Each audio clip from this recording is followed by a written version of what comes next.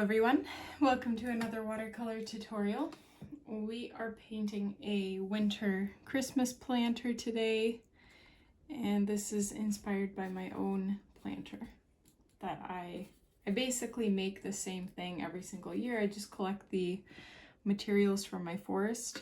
So I've penciled out the pot here and I'm just gonna paint it brown, but this isn't going to be our final coat of brown because I just want to get like a reference down for the pot, and then we're going to basically be what are we going to be doing?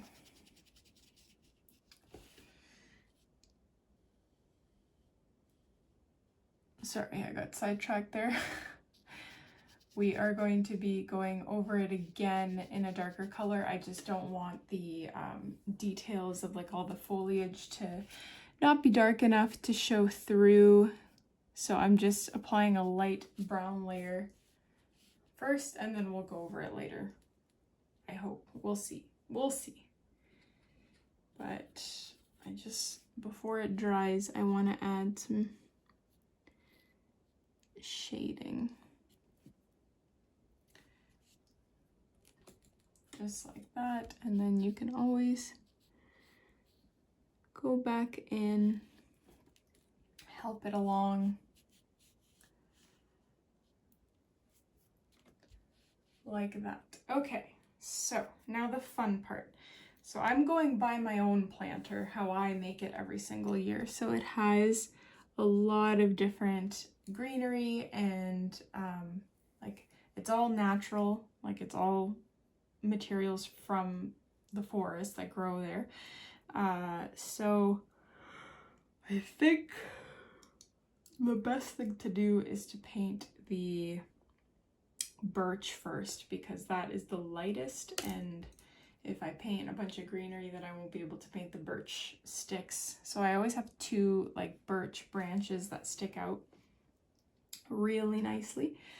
And if you have been following me for a while, then you already have learned how to paint birch. I have plenty of tutorials on my channel, so please go check them out. But I'm gonna have them, I'm not gonna have them, I mean it's white, so I guess I could have them going all the way down, but I'm not gonna go into too much depth on how to paint birch branches in this tutorial, because I have like at least 2 tutorials where I specifically go over how to paint birch, and then I have several other tutorials where I actually paint birch in like what it's incorporated the birch trees in the tutorial. So yeah. Anyways, I've switched to my quadruple 0 here so that I can get some of the details down. My goodness.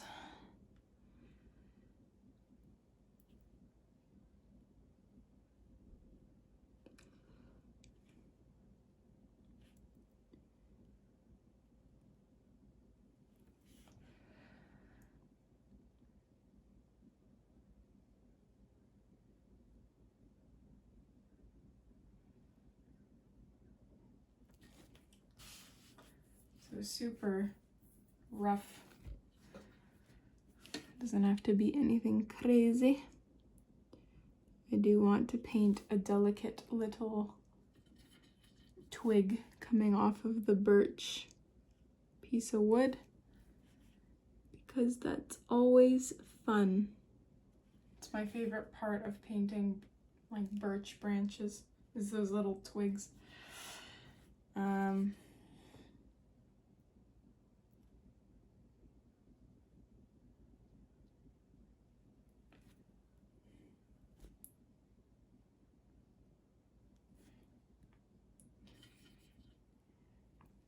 So I'm gonna do the exact same thing on this side. The reason why I didn't paint it all the way down is because we're gonna have a bunch of greenery coming out from the bottom there, so it's kind of redundant since it'll be painted over. But I guess I'll just give you a quick rundown of how I'm doing this. I paint a very light line as a guide because birch, you know, it doesn't have a black line. And then I paint these little black details like the bark peeling and all the kind of where dead branches were and stuff like that. And then the key is kind of taking a little bit of really watered down black and just filling in some parts of the branch with that color, just so that there's like a haziness to it.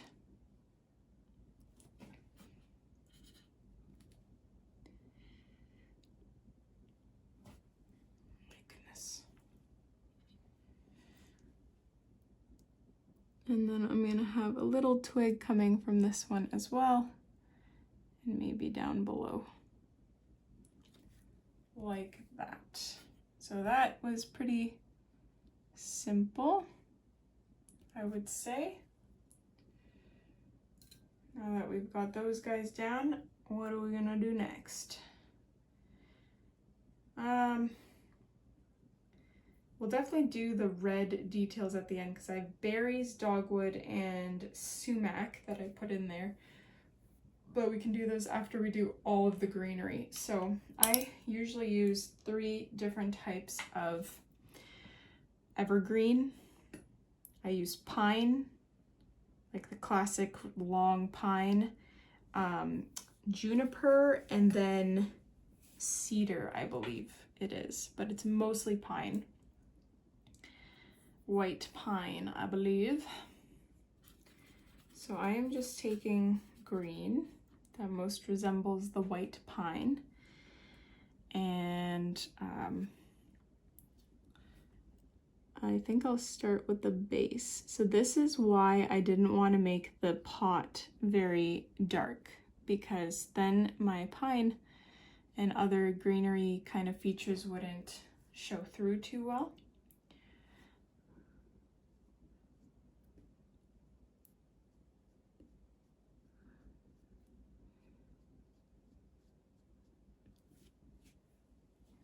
So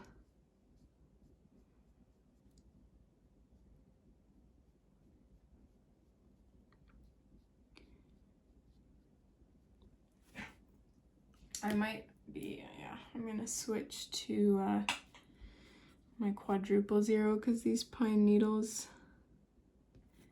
are a little bit too thick with the other brush that I was using.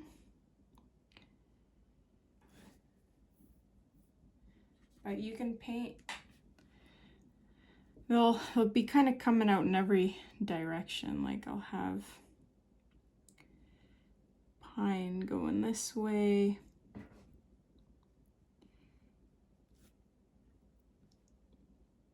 I'm looking at a reference photo of one of my, here I'll show you. That's my planter. And that is what I'm using as a little guide here. Roughly to paint this. So if you have, I mean, you can just Google pictures of winter planters, or perhaps you also make your own. They're so easy to make, especially if you live near a park that has pine trees and pine cones. Like, you don't need everything. You don't need all the dogwood grows close to water often, I believe. At least that's where I've seen it. And dogwood is this red, vibrant red shrub, or like at least the young branches are this bright red. And it's a great little accent piece to add to your planters when you're physically making them, because it adds a splash of color.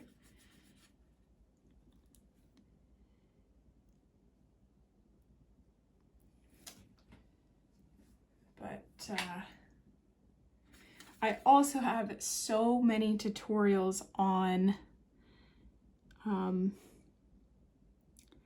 pine branches, like different types of pine, evergreens, and different types of pines, different techniques on how to paint them. So totally go into my history or like into my videos and find those, because they will probably help you with paintings like this one if you're not really sure. Because this isn't really what a pine branch looks like. That's what I initially started painting, and then I'm like, nope. The needles come out of, typically, at least in white pines, I may just be saying things right now, this might not be true at all, but they, like, multiple pine needles come out of one little bud or section on a pine branch, and that's why these look a lot better than this one. So this is going to be a pretty time-consuming painting if you are going to be super precise like I'm trying to be with the pine needles on the branches.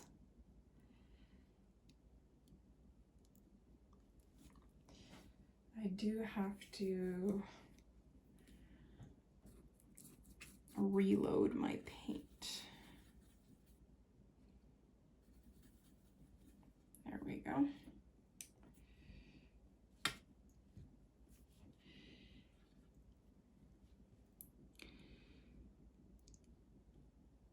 So this is tutorial number 7 today. And my goal was to do all 9 for November, so if I can do 2 more, that would be so great. Because then I could just edit all those, and then when I go to the city on a day that I have to go anyway and spend the entire day there, I will have something to do. Although now when I do that, that's exclusively what I do, is I just sit in the library. I don't have time for other errands, because all I'm doing is uploading and editing, and it takes a very long time to do all of those things when you're doing it in like a batch. But in comparison to doing it individually, if you added up all the hours, it's a big time saver. But like last time, I didn't even have time to go grocery shopping because and that was with, like I left my laptop in the library to just upload videos. And then I went to like the appointment that I had to go to, and like some other errands that I had to run. And then when I came back 2 or 3 hours later, everything was uploaded, and I spent the rest of the day, many hours editing, SEO, you know, all the things that go into uploading a tutorial. And there's a lot of things that go into uploading a tutorial. It's not just as simple as, you know, upload and then you're done. So it'll be good that I will have all these guys to upload when I go to the city. That was my original point. That's what I wanted to have all of December done too, and just like crack it all out at once. But I think I'll have to go one more time, unfortunately. Oh my gosh, I realize I'm not gonna be able to do that anymore once the baby arrives. Like I can't just spend 8 hours in a library with a newborn, or even a 1 or 2 year old. That's going to be interesting times.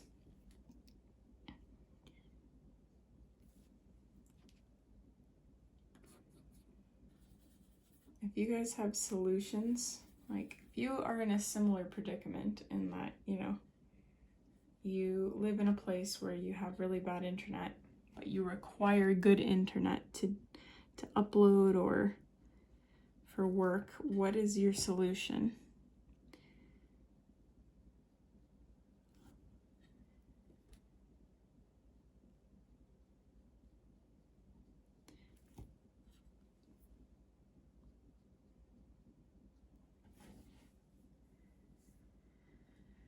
Okay.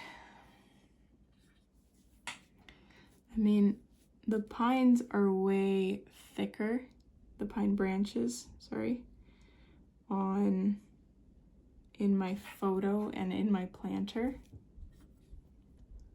But this would take me so long if I was to do that manually, I think. And we're already, oh my gosh, it's already going on 16 minutes. Thank goodness I chose to do this on a smaller piece of paper. Because it would have taken a very long time otherwise. Oh my gosh, I want to tell you what keeps happening, but it's kind of embarrassing, so I'm not gonna, or appropriate. I don't think it would be appropriate to say on YouTube. Let's just say it's very hot in here and something keeps touching my phone and like moving my reference picture.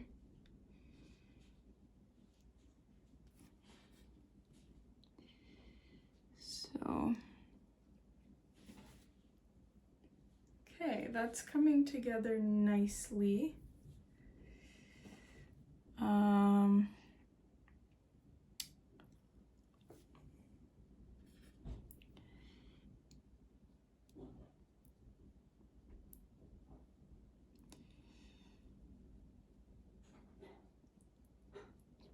I just want to fill this gap in here.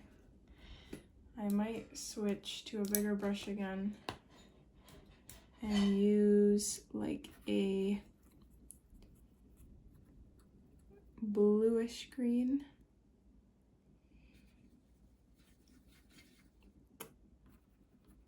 For the juniper.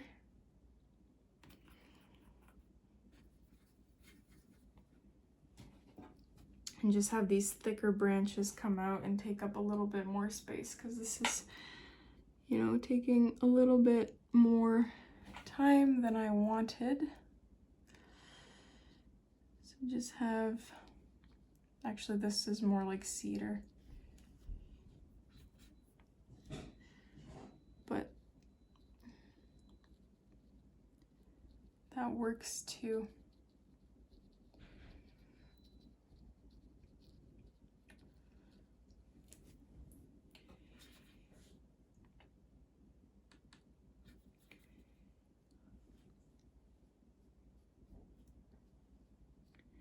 I'm going over my pines just with another quick layer.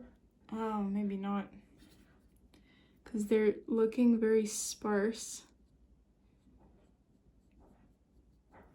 And I don't want them to kind of get drowned out by all the other details that I paint.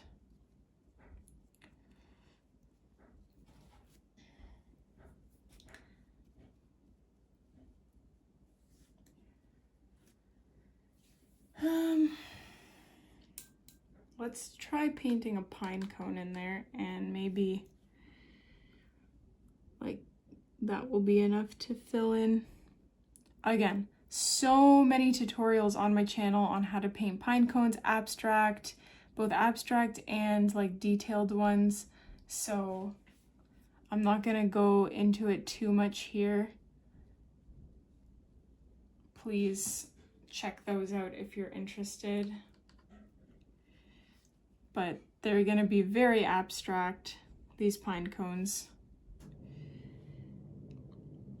because I don't want this to be a super long tutorial. I have another one maybe coming out here.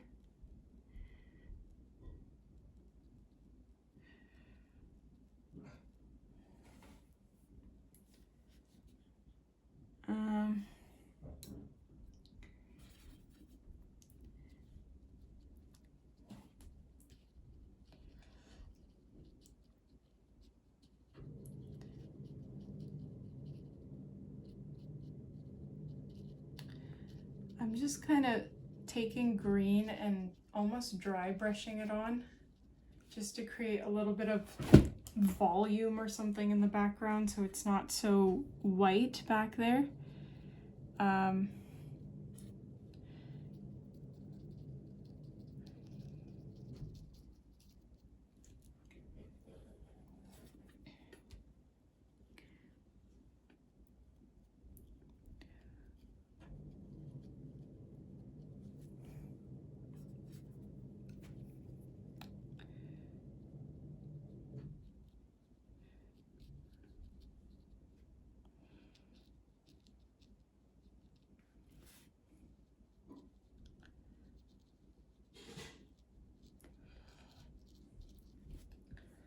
Okay, I really hope all of that was on the screen because I am really bad at not keeping things on the screen.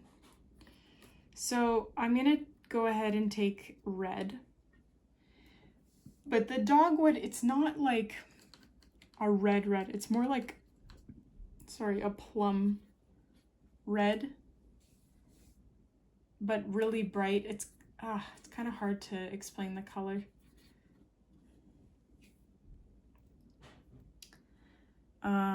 Where are we gonna have it coming out? Somewhere here.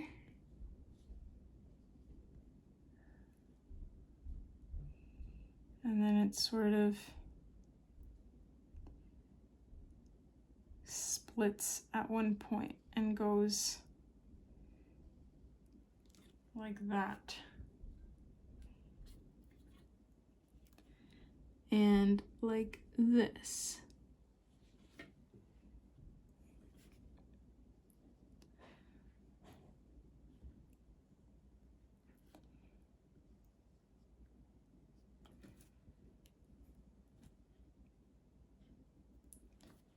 Okay, and then we'll add one more over here.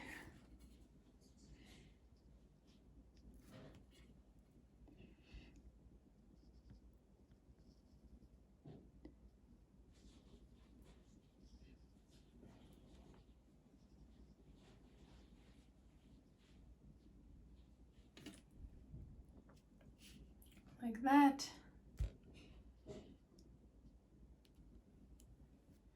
Okay, and then to kind of I'm not going to bother adding the sumac. I think that would just be too much.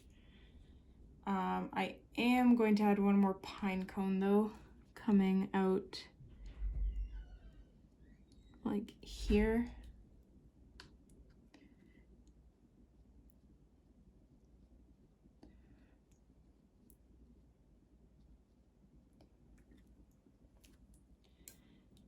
Okay, and then the other thing I want to do is take the brightest red that you have. I have like an orangey red actually that I'm going to use, and we're going to paint on those berries. So typically they're on this branch, obviously, like a blackish brown branch, which you're welcome to paint on, but it might be more of a hassle to paint it on. Yeah, there's no point. You can barely even see it. Instead, you can just paint the red berries that are on the branch.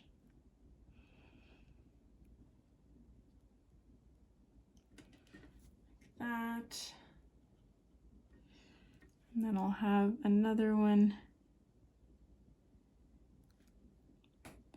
And they're like, each branch has like a cluster of them.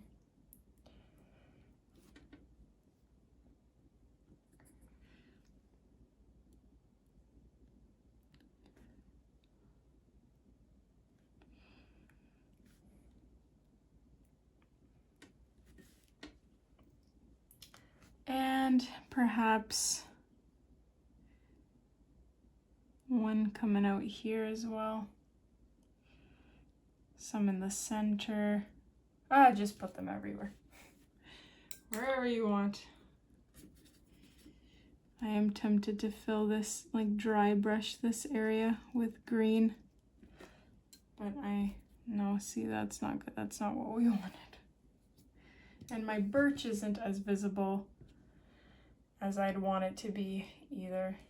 Honestly, this doesn't look as good as I had envisioned it in my head. I had this like really good vision at 6:30 in the morning, and it looked so good in my head. And now looking at it, I'm not so convinced about it.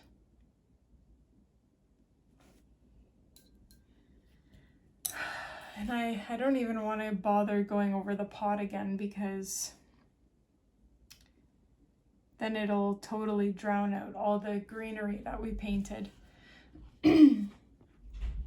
So I think I'm just going to leave it like that. I can see that I already ruined this section.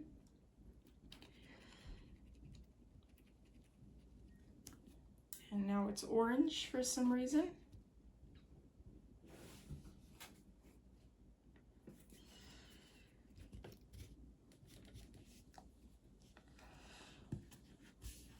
Yeah, that didn't do anything, it just made it worse. I will paint over it with white later. But anyways, I hope you guys enjoyed this. Hopefully yours looks a little bit fuller than mine, but let me know what you think. Comment, like, subscribe, and I'll see you in the next tutorial.